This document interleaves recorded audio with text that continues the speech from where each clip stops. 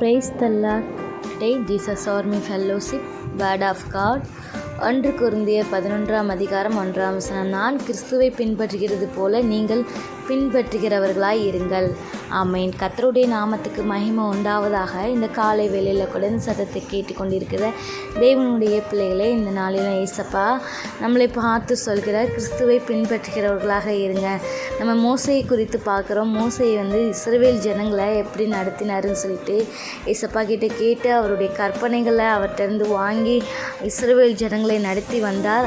அப்போ மோசே சொல்கிறார், நான் கிறிஸ்துவை பின்பற்றுகிறது போல நீங்கள் என்னை பின்பற்றுங்கள்.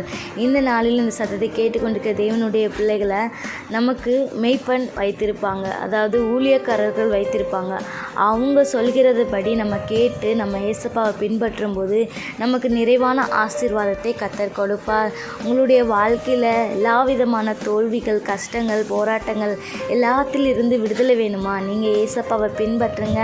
அவர் உங்களுக்கு வழிகாட்டுவார். நானே வழியும் சத்தியமும் ஜீவனுமாய் இருக்கிறேன் என்று ஏசப்பா சொல்லியிருக்கிறார்.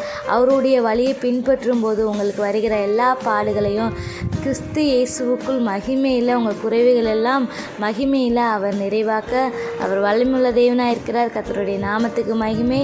இந்த வார்த்தையை பிடித்து கொண்டு இந்த நாளிலே கடந்து செல்லுங்க. கர்த்தர் தாமே உங்களை ஆசீர்வதிப்பாராக. ஆமீன். God plus.